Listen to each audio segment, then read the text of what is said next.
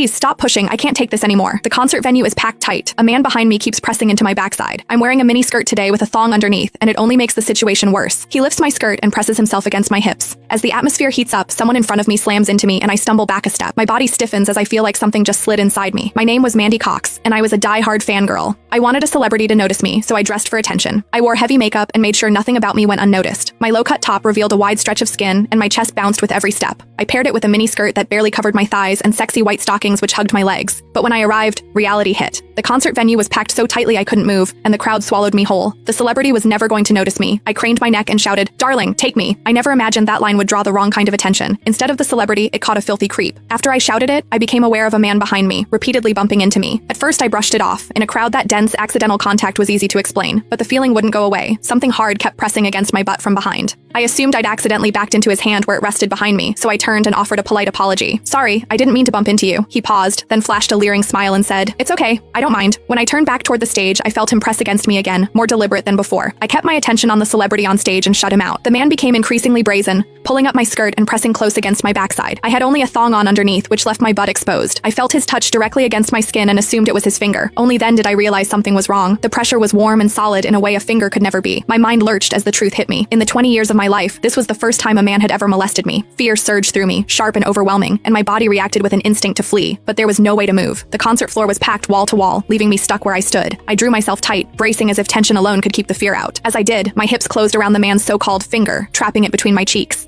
An unfamiliar sensation followed and warmth rose to my face. What confused me was that I didn't recoil from it. There was a muted comfort to it, and against my will, it sparked a faint sense of expectation. The man behind me seemed to take it as a signal. He moved in closer, repeating the motion until the intrusion was unmistakable. I had lived a sheltered life as a college student, and now I was being toyed with by a stranger while surrounded by people. Shame surged within me without warning. I felt the urge to sob, but my throat closed and my voice deserted me. Worse still, the pressure forced my thong inward and sent a restless, prickling discomfort through my body that wouldn't fade. A quiet, involuntary sound escaped me, and the embarrassment followed instantly. I gathered myself and strained to suppress it, holding it down until my throat tightened. The blaring music and the screams around me drowned everything out. With every eye fixed on the stage, no one was aware of what was happening to me. At the same time, the intensity continued to rise, touching something deep inside me. I bit down on my lip as cold sweat traced my spine. My awareness was tipping back and forth between humiliation and a pleasure I couldn't bring myself to name. I knew I couldn't take it anymore if it continued, so I turned sharply to face the man behind me. "Please, stop pushing. I can't take this anymore." When I finished speaking, the man leaned toward me and whispered in my ear, "Is it exciting, the way I'm pushing against you?" The shame was overwhelming, and I was on the verge of crying. "I'm a virgin. I've never done that kind of thing. Please, let me go." He didn't stop. Instead, his gaze burned deeper as he seized my waist, the pressure growing stronger. "You're really a virgin? Then let me show you what it feels like to be a woman." For reasons I couldn't explain, his words didn't spark resistance right away. They stirred an expectancy instead. I wondered what was